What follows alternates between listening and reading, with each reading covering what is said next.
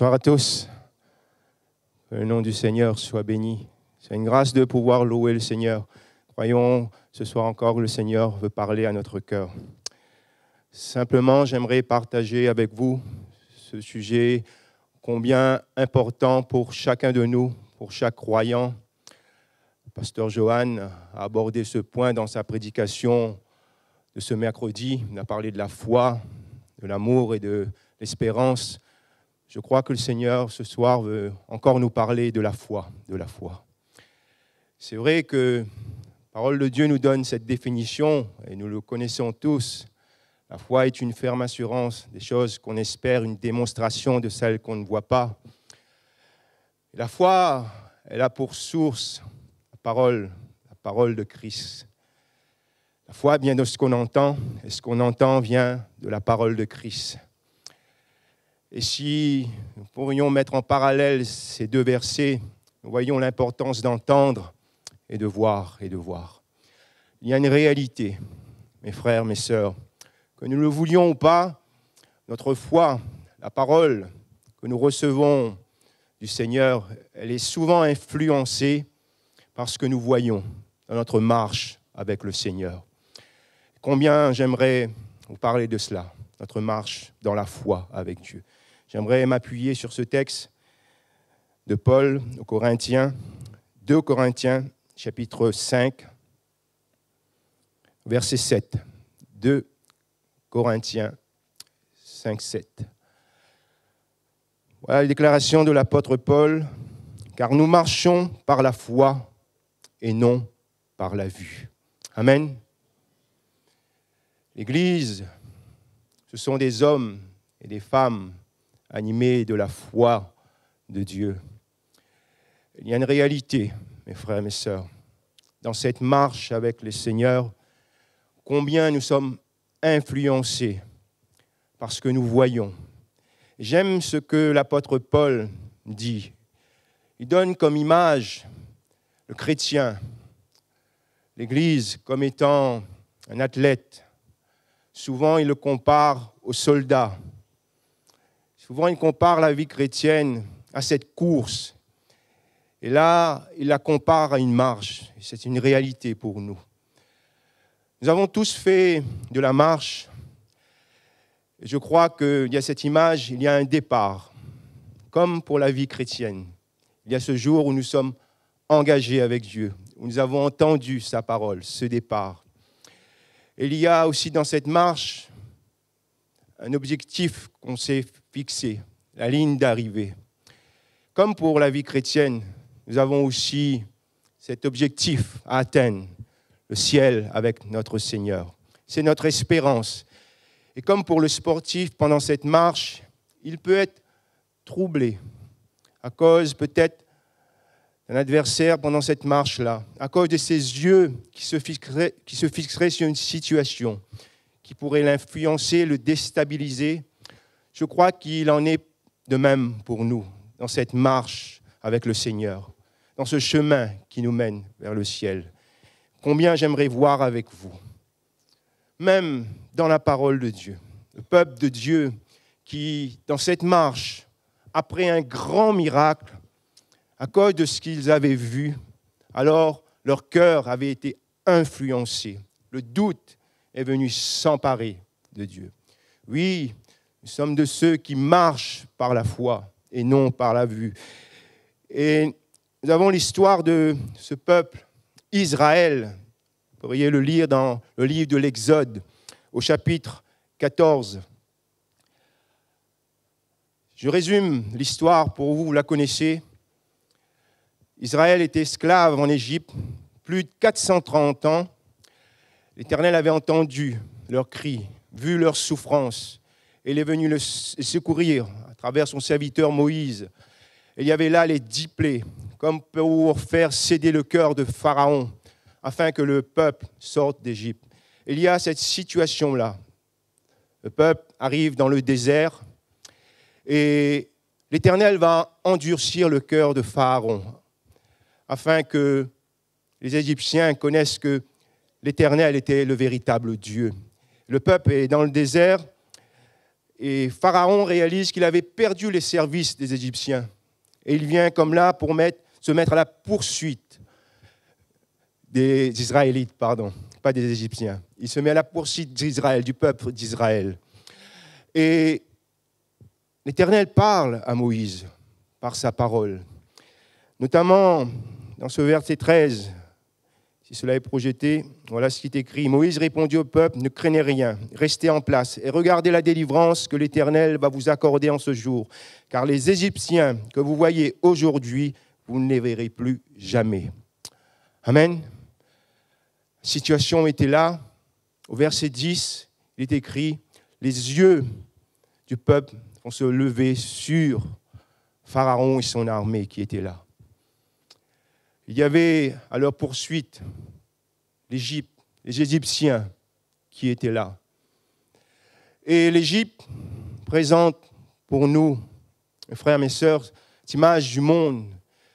Ça peut être aussi l'image de notre passé, Et combien, à cause de cela, à cause de leurs yeux qui étaient fixés sur leurs problèmes, sur peut-être la mort qui était là pour eux, l'armée de Pharaon qui était là. Alors, malgré la parole qu'ils avaient reçue de l'Éternel, le doute va s'emparer de leur cœur. Et combien, nous aussi, dans notre marche, peut-être qu'il nous arriverait de fixer le regard sur notre passé, sur notre situation dans le monde. Comme Israël qui était là, ils vont dire, pourquoi mourir ainsi? En Égypte, on était bien. Peut-être que quelqu'un se pose cette question ce soir, à cause de l'épreuve qui est là, à cause de ta marche avec le Seigneur, à cause de tes yeux qui se sont fixés vers le passé, vers le problème qui est là, alors le doute t'envahit. Israël va aussi fixer les yeux au-devant. Au-devant d'eux, il y avait cette mer rouge qui était dressée, infranchissable. Il fallait avancer pour eux pour entrer dans le pays de la promesse. Et combien les yeux fixés en avant pour quelqu'un ce soir pourraient représenter notre avenir. Et peut-être que malgré la parole de Dieu que nous avons reçue, malgré le plus grand miracle que nous avons vécu avec le Seigneur, à cause de nos yeux fixés sur le lendemain, alors le doute nous envahit. Ça a été le cœur d'Israël là. Et combien nous voyons que Dieu est fidèle. Le Seigneur, il est venu et à travers son serviteur Moïse, qui va élever, cette verge, la mer va s'ouvrir et le peuple va traverser à sec cette mer. Combien dans notre marche, mon frère, ma sœur, nous devons serrer la promesse de Dieu pour nous. Lorsque le Seigneur nous appelle à ne pas craindre, alors nous devons lui faire pleinement confiance. Il est Dieu. Combien Israël a retrouvé une pleine confiance dans leur Dieu. Vous pourrez le lire dans les 2 derniers versets de ce chapitre 14. Il est écrit, lorsqu'il vit sur les rivages les Égyptiens morts, et lorsqu'ils vont voir la main puissante de l'Éternel, ils vont avoir la crainte de Dieu à nouveau dans leur cœur, et leur foi va de nouveau être animée dans leur vie. Et combien nous devons fixer à nouveau nos yeux sur le Seigneur. Il est fidèle. Notre foi est influencée par ce que nous voyons lorsque nous marchons. Ça a été aussi le cas de Pierre, évangile de Matthieu au chapitre 14. Nous voyons que les disciples étaient là dans la barque, sur les eaux, et il y avait ce vent fort qui était là. Et Jésus va descendre, va venir vers eux, marchant sur les eaux. Ils vont être saisis de frayeur. Et Pierre va dire au Seigneur, ordonne que j'aille vers toi. Jésus lui dira, viens, viens. Il va recevoir cette parole pour venir vers Jésus. Il va sortir et marcher vers Jésus. Et à un moment donné, ses regards vont se fixer sur le vent fort qui était là. Et il va se mettre à s'enfoncer dans l'eau. Et combien, peut-être pour nous ce soir, le Seigneur nous appelle à avancer, à aller plus loin avec lui. Le Seigneur, peut-être, il a déposé sur notre cœur, comme pour Pierre, il avait reçu cette parole, viens, viens, viens. Pierre était animé de foi, mais il y avait aussi cette réalité, les vents forts qui étaient là autour de lui. Et ses yeux vont se fixer sur ce vent fort. Et le doute va envahir son cœur. Et combien pour nous, nous pouvons être ainsi, mes frères, mes sœurs, lorsque nous marchons avec le Seigneur. Jésus a étendu sa main vers Pierre pour le secourir. Et combien Pierre, à nouveau, va être rempli de la foi lorsque ses yeux vont se fixer sur les mains du Seigneur à nouveau. Il a fallu que Pierre continue cette marche. Il a traversé encore les eaux pour aller vers la barque. Son cœur va être à nouveau rempli de la foi. Nous voyons dans ce passage, le Seigneur, il ne va pas faire cesser le vent. Le vent va être toujours fort là, mais il va lui étendre cette main pour le secourir. Combien souvent nous voulons que le Seigneur dans notre marche enlève l'épreuve, mon frère, ma sœur. L'épreuve est pour nous comme un test de notre foi, Et combien nous devons toujours avoir les regards fixés vers le Seigneur dans notre marche. Nous marchons par la foi et non par la vue. Pierre, qui a marché sur l'eau, a vu le miracle de Dieu. Peut-être que quelqu'un dans ta marche ce soir, il y a comme des tempêtes qui sont là. Et j'aimerais t'encourager, nous encourager ce soir, à nouveau, à fixer le regard sur le Seigneur. Notre foi peut chanceler lorsque nous regardons aussi à notre condition, à notre nous, à ce que nous sommes. Nous savons que Abraham est appelé le père de la foi. Il va arriver à un moment dans cette marche que Abraham va douter. Dans Genèse chapitre 17, nous savons tous que Sarah avait ri lorsque le Seigneur va faire une promesse à Abraham et à Sarah qu'ils allaient enfanter d'un fils, Isaac. Et c'est le cas. L'Éternel vient faire une alliance avec Abraham. Et nous voyons que Abraham aussi, il va rire. Parce qu'il va porter ses regards sur sa condition. Il dira dans Genèse 17, naîtrait-il un fils à un homme de 100 ans et à son épouse qui avait 99 ans? Combien il est vrai que nous pouvons douter de nous-mêmes dans notre marche avec le Seigneur. J'aimerais te rappeler ce soir, celui qui appelle, celui qui t'a choisi, celui qui t'a placé là, il est Dieu. Il est le Dieu de l'alliance. Il est le Dieu qui veille sur sa parole.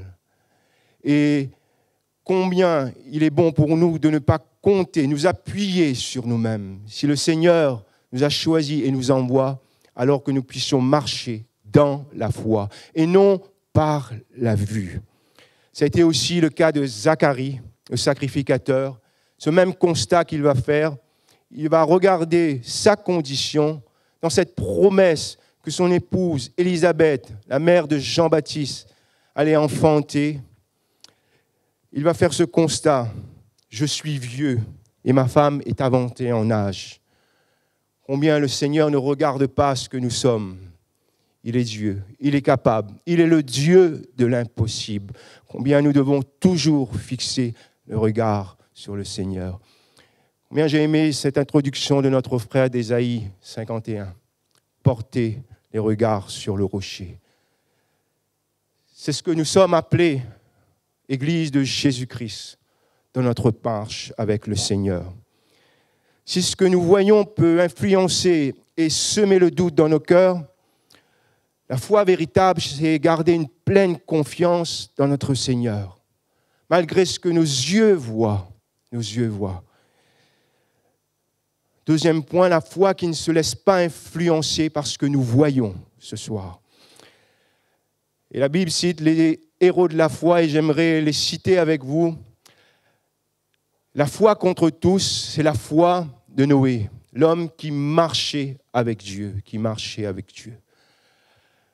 Noé, il était seul là, à son époque, dans sa génération, devant le constat de Dieu, de détruire tout ce qu'il y avait sur la terre, de faire tomber le déluge.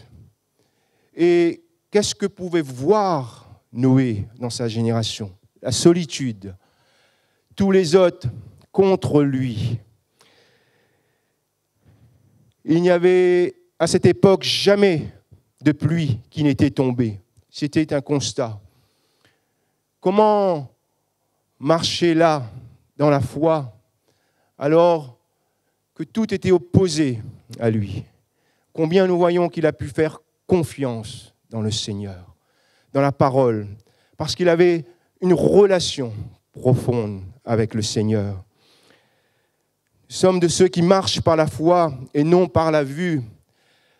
Nous avons vu tout à l'heure Abraham qui avait cet instant de doute dans sa marche, mais nous pouvons l'affirmer ce soir. Abraham était un homme de foi. La foi, ce n'est pas l'absence de doute. La foi, lorsque notre cœur est pleine confiance dans le Seigneur et nous sommes là comme bannissant le doute dans notre cœur. Cet homme, c'était un homme de foi. La foi dans l'appel. Abraham a été appelé à quitter sa maison, sa patrie, tout ce qui était cher à lui.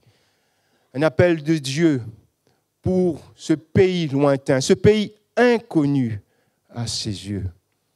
Et combien nous voyons, il n'a pas fixé ce regard sur sa famille à quitter, sur le prix qui devait être payé. Il a fixé ses regards sur la parole qu'il avait reçue de Dieu, cet appel divin pour sortir de ce pays. Peut-être que quelqu'un ce soir, tu as reçu aussi cet appel dans ta marche avec Dieu et tu fixes le regard sur le prix à payer et tu es influencé ce soir. Tu te dis, est-ce qu'il faut avancer? Est-ce qu'il faut continuer à avancer? Est-ce qu'il faut tout laisser là? Combien celui qui appelle, il est celui qui pourvoit aussi dans notre marche. C'est une certitude. Le Seigneur éternel n'a pas abandonné Abraham dans toute sa marche. Marcher dans la foi, c'est marcher dans l'obéissance. Noé, Abraham ont été des hommes obéissants à la parole de Dieu. Lorsque la promesse est là, oui, nous pouvons recevoir une promesse de Dieu, mais lorsque le temps passe, lorsque peut-être nous fixons nos yeux sur les situations qui nous entourent, quand je repasse dans mon cœur la promesse de Joseph, il devait être élevé. Il avait reçu 2 visions de l'Éternel. Et combien, nous voyons, le temps a passé pour Joseph. Ses yeux auraient pu se fixer sur l'exclusion de sa famille, sur ces temps où il était en prison, où il a été oublié. Mais combien il a été cet homme aussi fidèle à son Dieu. Et combien nous voyons que le Seigneur, le Dieu que nous servons, l'Éternel des armées, il est le Dieu de la promesse. Même dans notre marche, si nous voyons le temps passer, si nous voyons tout contre nous, si nous voyons même des temps de solitude, des temps de rejet, si le Seigneur nous a fait une promesse, il est sûr, mon frère, ma sœur, qu'il veille sur sa promesse afin de l'accomplir. La foi dans les épreuves, dans les épreuves, dans les épreuves. Lorsque nous connaissons Daniel, lorsque nous avons lu son histoire, voyons que Daniel était un homme de foi. Nous savons tous son histoire face à cette fosse au lion qui était là. Est-ce que ses yeux se sont arrêtés à cet instant sur ces lions? Bien évidemment. Mais ce qu'il voyait là n'avait pas influencé son cœur, sa foi, sa confiance dans son Dieu. Daniel savait que Dieu était capable de le secourir. Il avait vu ou il avait entendu que l'Éternel, l'image de Christ, était ce quatrième homme avec ses trois amis, Méshach, Shadrach, Abed-Négo, dans la fournaise ardente, qui était venu secourir ses amis. Et combien il pouvait aussi animer son cœur de ce que le Dieu qu'il servait, le Dieu pour lequel il était résolu dans son cœur de se tenir là devant le roi, qui pouvait le secourir dans la fosse lion. Et combien peut-être quelqu'un dans l'épreuve, dans ta marche. Je l'ai dit tout à l'heure, le Seigneur, il n'est pas celui qui veut ôter l'épreuve, parce que l'épreuve est pour nous comme ce feu qui vient tester notre foi. Mais si quelqu'un est dans l'épreuve, dans une vallée, crois que le Seigneur, il est celui qui te secourt ce soir. Si tu as cette foi, si tu veux marcher pleinement dans la foi, et non de ce que tes yeux voient ce soir. Marcher dans la foi, c'est marcher en paix, même dans les épreuves, même dans la souffrance. Comment demeurer dans cette foi ferme, nous, en tant qu'Église de Jésus-Christ? J'aimerais lire ce passage d'Hébreux 12 avec vous, verset 1.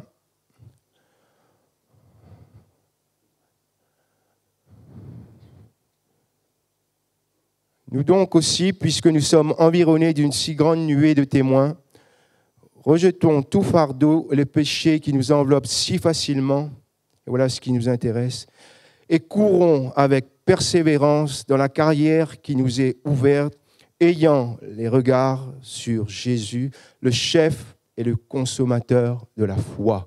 Amen. Ayez les regards sur Jésus, le chef et le consommateur de la foi. Voilà, mon frère, ma sœur, nous qui sommes l'Église, comment nous devons marcher. Non pas en tournant les regards sur notre passé, qui serait peut-être difficile, mais fixer le regard vers le ciel, vers Jésus-Christ. Et comment le voir dans notre marche? Nous n'allons pas marcher comme cette image, les yeux fixés constamment vers le ciel. Je crois qu'à un moment donné, nous tomberions. Mais il y a cette image pour nous de voir Jésus à travers la parole de Dieu, mon frère, ma sœur, à travers la prière, dans cette relation intime. C'est là que nous devons voir Jésus sur le chemin qu'il a prévu. Oui, un chemin difficile, rocailleux, resserré, mais je crois que si nous tournons les regards vers le Seigneur pendant notre marche, il est celui qui donne la foi et il est capable encore d'augmenter notre foi à travers sa parole, à travers des temps d'intimité avec le Seigneur. Sur le chemin qui nous mène vers la rencontre avec notre Dieu, oui, c'est un chemin rempli d'épreuves, de doutes, de vallées, Nous devons fixer le regard vers le Seigneur, mais j'aimerais que nous puissions nous poser cette question avant de terminer. Comme l'Éternel avait posé cette question à Jérémie, son serviteur. Dans Jérémie, au chapitre 1er, au verset 11, il dira « Que vois-tu, Jérémie? Que vois-tu » Jérémie dira « Je répondis, je vois une branche d'amandier. L'Éternel me dit « Tu as bien vu, car je veille sur ma parole pour l'exécuter. » Amen. Que voyons-nous ce soir? Qu'est-ce que je vois, moi, ce soir, dans ma marche avec le Seigneur? Mes épreuves, mes vallées, ma maladie, ma condition, ce que je suis? Ou est-ce que je vois Jésus-Christ devant moi, en moi, autour de moi, présent par son esprit? Est-ce que nous le voyons toujours ce soir? C'est une question que nous devons nous poser dans notre marche avec le Seigneur. Notre marche serait vaine ce soir si nous ne voyons plus Jésus avec nous, devant nous, en nous. Et combien ce soir nous devons à nouveau, peut-être pour quelqu'un, retrouver la foi à travers sa parole ce soir. Dieu, il honore la foi. Et je crois que ce soir, il veut encourager quelqu'un. Quelqu'un qui passe par des épreuves, des difficultés, des situations comme désastreuses dans ta vie. Tu marches, tu erres sur ce chemin et tu es peut-être découragé. Nous sommes peut-être découragés ce soir. Le Seigneur voudrait nous encourager, son Église, et à nous dire, nous marchons par la foi et non par la vue. Combien nous pouvons louer le Seigneur parce qu'il est celui qui marche devant son Église. Il bâtit son Église. Il est la tête, celui qui nous conduit.